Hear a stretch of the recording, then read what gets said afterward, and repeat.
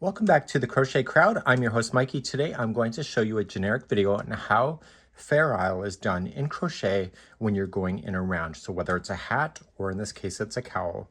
So what we have here is pops of color that are being dragged underneath the stitches, not behind, but it's actually buried right inside the stitch itself. And this stitch that is typically used for this concept is called a split single crochet. Could also be called the waistcoat stitch, and I've heard it being called the shadow stitch. So what happens with these kind of patterns is that they can write it out, but they can also provide a diagram. And so depending on your color choices, if you look really carefully here, I'm not sure you'll see it, but it's actually diamond shapes being filled in here. And this reminds me very much of a reindeer kind of freckles. So when you're looking at these kind of ideas, they're going to be providing to you a chart just like this. And this particular first one is a repeat of 4 stitches. So after you get the first 4 done, you go back and then go. And so we're going to read this chart from right to left. The designer may have you read the chart the other way. They'll let you know on the particular pattern itself. This one here, so this one here is the rainbow, or sorry, is the reindeer freckled cowl. And this one here was the other one that is a random stitch work that you can see that transitions from one color and it just works its way through and goes through. So it appears when you're wearing something like this, especially in this design, that it's very random, but in actual fact, it's very methodical. And this is a repeat of 10 stitches. So after you get the first 10, and it's easy to do. So let's go through some tips on reading these to speed your way through, and then I'll show you how to do the stitch and carry your yarn. The easiest way to do this is to look at the number of boxes. So you see on row number 2 that there's 3 of these color here. So basically you know that it's 4 stitches all together. So you have 1 and then 2 and then the next 3 are the other color, and then it goes back to 1. So you want to look for the easy repeats like this. So row number 5, it's basically 1 color for 1 stitch, 1 color for the next, 1 and 1. So it's just alternating all the way around. So you're looking at how things are grouped together in order to make sense. This one here is having 10 stitches.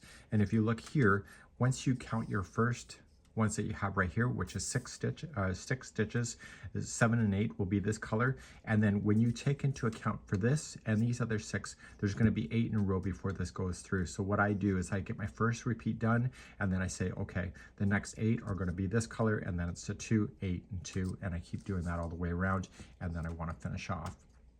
Like knitting, I always like to do this stuff so that it's a continuous round, so that I don't have any slip stitching that is involved in the cowl itself. So when you zoom out, you don't see any of the slip stitching because there is none.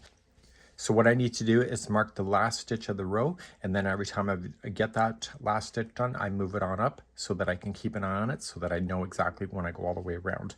So what we're going to do now is just show you a brief demonstration on how this is done, how to carry your yarn, and easy ways to be able to manipulate it. My first tip for you is when you're using 2 colors or more, position the balls so that they're not sitting beside each other when they're coming into your hand. Be a little bit different. So I always put one ball just almost to my 11 o'clock if you are right-handed, or it's going to be 1 o'clock if you're left-handed. Then the other one, then I put it to my 9 o'clock, but if you're right-handed, it'll be 3 o'clock. And so what happens is that when you're jumping, because it's coming from 2 different directions, it's easy just to let one go, pick up the next one, where if they're coming from the same here, it's really kind of hard to be able to manipulate the 2 because they're not separated. So that's my first tip. For today's tutorial, I'm using the Caron All Day Wool, 80% acrylic, 20% wool. And then what this is using a size 6 super bulky weight, and I will be using an 8mm size L crochet hook. For the waistcoat stitch or split single, I always find it's easier when I'm using this stitch in a larger format versus a smaller. So I've struggled with this stitch in the past, and I realized that it's much easier when the yarn is thicker like this. So these particular cowls that I did can be done in less than 2 hours. Your first step is to look at your chart and decide what color that you would like to do. So you'll have to see A is sand dune and B is primary. So what I would do for myself is that you're going to get the yarn ball and write the letter. So if it was going to be A, it's going to be sand dune, write the letter A on it, and then the other one, write the letter B. And so if you're jumping around, it's much easier for you to see that. So if you ever get confused, just write it on the pattern. So let's move on and let's start our first row. So our first round shows a solid color. So we're not going to introduce the second color until round number 2. So this means that we're going to cast on or create your first chain with one color, and then we're going to do that first one before proceeding to row number 2. So put the second yarn away for now, and we're going to revisit that. Just create a little bit of a tail. Don't be too crazy about it. This yarn is very thick, so you don't want to waste as much as possible. So you want to keep it nice and fresh and good to go. So in this case, this particular one here was a chaining of 48. This is the reindeer freckles one. And so you're just going to chain like you normally would. So 1, 2, 3, 4, 5. You can go all the way to 48. If it's another pattern, just do what it says for the chain work. And the other one was chaining of 50, and I'm going to create one more pattern with this before I move on. So just chain the number and meet me back here. So if you don't want to turn your chain in any weird way, just take your hook out, put it into the very beginning chain, and then just keep on going. So we got 6, 7, 8, 9, and 10, and you can go all the way to the number, and once you have that number you can just pull it through, and this chain will not be turned in any weird way. So I'll see you at the end of the round. I now have my 48 on here, so what I'm going to do is just yarn over, pull through and through. And if you did it the way I'm doing it here, there will not be any weird twist. Because this is thicker yarn, you always see me going in the back hump of the chain if you're a regular follower of mine. In this, because it's thicker yarn, you do not want to do that. You want to always maintain making sure 2 stitches stay on top. So 2 of the strands stay on top when you're doing the first round. So we're going to begin our first round, and that's going to be starting next. So because I'm going to do a continuous round, I do not want to have a chain 1 that will start this. So right where the first one is coming out of, right here, I'm just going to apply a single crochet. And when you do that, make sure 2 strands stay on top of the hook and just single crochet. So there should be only 1 underneath. So then just keep on going around and single crochet and making sure only 1 strand stays underneath. So just be consistent about it, because this is going to be a visual edge when you're wearing it. So try to make sure you're always getting the same element of the chain. So just go all the way around. We're going to want to make sure that we count our stitches, because if everything is reliant on a stitch repeat, you're going to want that exact number. And I'll be right back in a moment. So now that I have my 48 on here and I have double checked, I am just going to pull up a loop. I have not joined it to the very beginning one yet. Okay, so I'm not worried about that so far. So what I'm going to do is insert my hook underneath this last stitch, and I'm just going to grab a spare piece of yarn and I'm just going to pull it through. So every time I get to the end of the round, this yarn will be there. So when I get my next round done, I'm just going to feed it up through so that I can see where my ending rows are going to be. The next thing that we need to do is that we need to make sure that this is not twisted in any weird way. So you just got to lay it down and just kind of follow the edging and making sure that it's okay. Okay, so just up.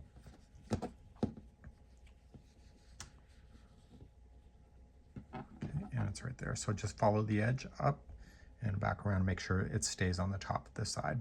So what we need to do is go back to the diagram and review what is next, because what our first stitch is going to be may not necessarily be the color that's currently on the loop, and I'll explain that. In the repeating then, it has 1 of the other color and then 3 of the next, so 1 and then 3. So we know that. So we know that this is going to be the other color, so we need to make sure that we look at this and realize that we have to frog out a portion of the last stitch out. So the loop that's on the hook is actually the roof of the next stitch. Okay, so if this is not changed to the other color, it means that the base of the stitch will be the one color, but then the top of the roof will be something completely different. So what we need to do is when there's a color change, we're just going to frog out so that the final 2 loops that are here is going to be the other color. Okay, so I'm just going to create a loop. And so once this color is joined to this project, it's going to stay with the project for the duration of it. So we put it on and we finish with this, and now this is the roof of the next stitch, which happens to be the very first stitch that we're going to need. So sometimes at the end of the rounds they could be a different color, or it could be the same color leading into the first stitch in the round. And so what we want to do is that we want to start the sequence, and we need to do what is called as a split single crochet, and it's always a little harder the very first time you're ever doing it. And let me point out the anatomy of the stitch and where you're going. Now if you go into regular single crochet, it's usually right here, and you're going to notice is that there's a gap underneath it. Okay, so it's normally when we go into a stitch, it's right here. And you'll notice that the Fair Isle is not going to appear when you use that part of the stitch. And what you need to do is that there are legs on the single crochet. See how these are two? These are the legs of this stitch. You want to jam your hook in between the legs of that one, and it's going to be those legs that create the image of the Fair Isle concept. The very first one is always harder to find, and so it's right here. Okay? So if you stay up here, you're going to end up with regular single crochet, and if you go between the legs, straight on back, therefore you have the Fair Isle. So that's the anatomy, and so all stitches all now going forward are going to go in between the legs of each of the stitch and not stay towards the top of the stitch like I typically would. Let's begin. So let's begin our first stitch. We're going to go in the legs of the first one, and we can't forget about that other yarn that's leading to the other yarn ball, and this is why I have it coming in from two different directions.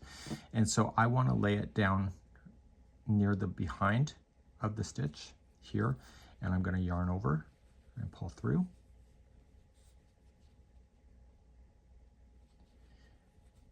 Okay, and then I'm going to yarn over, pull through too. See, and you see this is the Fair Isle happening. So then what is the problem here? The problem is that the next three stitches are the other color. So the roof of the next stitch will be the wrong color. So you have to be considerate that you have to think about a stitch ahead. Okay, so you just, if that happens, just pull out and use the other color and pull through. So now you're going to have this color and you're going to drag it in behind. So you're just going to split the legs of the stitch. So we know the next three are going to be single crochet, split single crochet. So we have 1, 2, and 3. The very first time going in the first round like this is always the hardest, just so you know. So we know that the next stitch has to be this color, so we have to stop, let that yarn drop. We just want to just tighten this up a little bit, but not enough to change the shape of the project. And we're going to yarn over, pulling it through this, because the next stitch, the roof, is that color. So going into the next stitch with this new color, make sure that this is down on top of the line and behind. And if it doesn't, if this is not down on top, that will be loosely hanging behind, and it's not a great thing. So you're going to pull through, and we know this is only going to be one stitch, so we have to drop it and then grab the other one and pull through, because that's the roof of the next one. So we know the next three are this new color that it just changed to. So we have 1, 2, and 3. And we know that the next color has to be this. So on the very final, before you pull through, drop it, grab the new one, and pull through.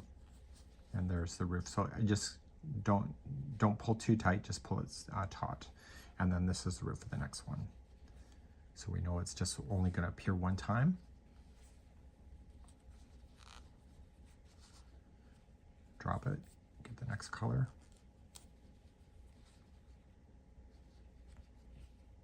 So you just got to make sure you're always bearing that other yarn. So when you turn it around, you should not have any loose strands hanging.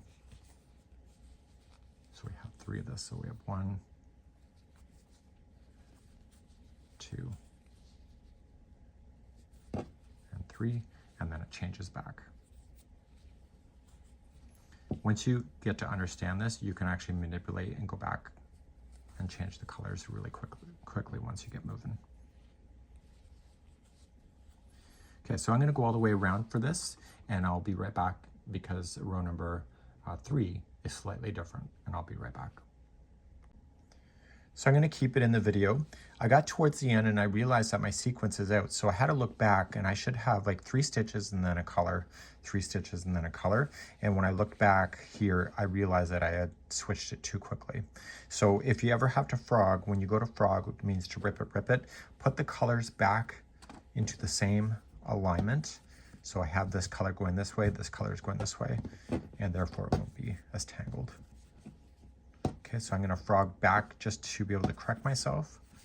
And so this does happen to the best of us. So don't rant and don't go on social media and complain about it either. Because that's not going to help you. And I'll be right back in a moment. Another tip I'm going to leave with you, you're going to notice that this is kind of spinning around. The other one, do not worry about it. It's not something you need to worry about. So technically I should be unspinning it and whatever, but if I just grab it from the side of the first spin, and you can do that constantly to get the spin out, then what's going to happen is that you can use that one here, and in behind, it's just going to work itself out, right? So don't worry about that so much. So you might be manipulating your yarn balls when in actual fact you can do it right then and there in your hands just by grabbing the yarn from a different perspective. Okay, so just look at, see that there's a spin there. So I'm just gonna look to see how I can unspin it and just grab the yarn from a different perspective and let it just kind of work itself out. No big deal, right? Okay, let's keep on going. So I'm coming up to the end of the round, and on the very last stitch that is marked right here, we're just going to move that up. So we're in the last stitch, and what we need to do is pay attention to the next color. And in this case, the next color going into the first round will be this one, but it's not always the same. But if it's the other color, then you're going to want to just switch your yarns now to pull through the final one to be ready. Before we go any further though, I want you to move up that stitch marker that is in position. So it's right here, move it on up. Just in case you ever lose your way, you can always frog things back and you know where the stop and the start of each of the rounds were.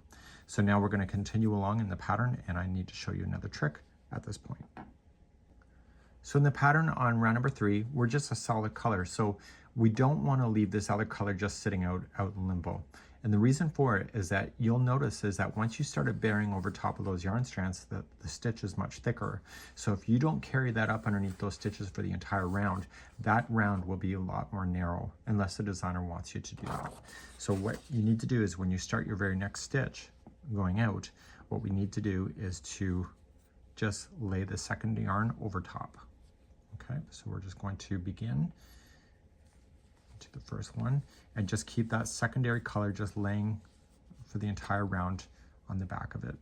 So regular single crochet, if you go on the top here, these will peek through, but if you go between the legs, the yarn that you're carrying gets completely hidden. I really don't know why, it just happens, and that's why they tend to use this in a lot of ferrule techniques when it comes to crochet. So you're just going to use the same color, bang over top of the second one, and we'll be using that secondary color then on round number 4. And so this would be like the tips to get started, how to manipulate your yarn, and more. And I'll be right back. Another tip I'm going to leave for you here, so if we go in between, make sure that you're not up above here. So not just on the regular thing, but right here. This is a yarn strand that's being carried on the back side. So when you're going in to split, make sure that you keep that color that's kind of bleeding through out of the way and on top so it gets stuck underneath the stitches. So if you see that happening, it's because you're not deep enough in the splits of the stitches. I'll be right back. So when you get back all the way around, don't forget that last one to go in. Okay. And I looked at the diagram. We're going into this color for the first stitch, so we're going to keep it going. And before you go any further, see how I left this in front by accident? I want to make sure that that carried yarn always stays behind the work. So let's put that in. That was a mistake of my own. So we get the last one in, and this color is going on to the first stitch. So we want to move up the stitch marker once again. We want to re-examine the pattern, see where we are, and then you can keep on moving. So you're going to notice, because we've gone in a continuous round, that there's a step here. So when you go to weave this in, you're going to want to pull that strand over and just kind of match it as quickly, as closely as you can. So let's look at the diagram, see where we are. And finally, for today's example, we have row number 4. So we know the two first colors are the regular color, and then it's a pop of color right here. So what I do for myself is that once I do the sequence once and I get here, I know that there's 3 of these in a row and then the pop of color. So 3 and then the pop, 3 and pop. So just do the first sequence after this one is in, then you can just count your 3s and then pop. And that's an easier way to remember than just remembering in groups of 4, just how you see. So it's just knowing that there's so many colors in between the pop. Now you've been carrying that color all the way around, so the first 2 stitches are going to be the main color.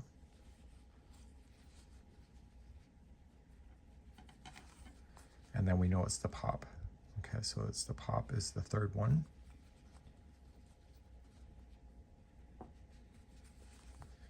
Okay, and I have to switch back because it's only going to appear one time, 1 stitch in a row. So what I do with my head, with my own head, is that I know that the pop of color, and then there's going to be 3 of these regular colors before the pop happens again. So I just count out to myself 1, 2, 3, and then pop the color, and then change it back. 1, 2, 3, and then a pop of color. So what I would do and recommend for myself is to know that when you're popping in this other color is just to kind of glance and see if it makes sense of where it's sitting. Okay, so you can see that there is 1, 2, 3, 4, 5. You can see in the next one we have the regular color, but then you see this is on the middle one here in between that. So you want to look for that just in case you're going all the way around and then something is misaligned. It means that something in the row is wrong, or in the row that you're currently making is that you've misdone your steps. So when you're done with this project, you just have to weave in your ends, and the colors will just naturally pop out on its own. Obviously the bigger color changes between the two are going to be really quite in your face, and that's something that you may enjoy, or you may appreciate it being more subtle, just like so. You just want to make sure you're always carrying that yarn in behind, and so that the front side here becomes a really beautiful intarsia, a beautiful Fair Isle look, and there's no yarn strands. So if you were to leave the yarn strands in behind and then pick them up whenever you need them, that's called stranding, and those strands can be really quite long depending on the sequence of your pattern. So I recommend always just carrying it on the tops of the stitches on the behind to make sure that it's well hidden and is ready for you when you're ready to change your color. So we could just drop it, it's ready to go, and so forth. Make sure that you're always going in between the legs of the stitch, because it'll be noticeable if you don't. Okay, you'll see that it looks weird. And so that's happened to me, and if it happens to you, you're in my club today. So thank you so much for joining me today, and hopefully you've learned something. Leave me a comment if you've learned something new, or if you have further tips for other people to pick up while you're here. Thank you so much. Bye-bye.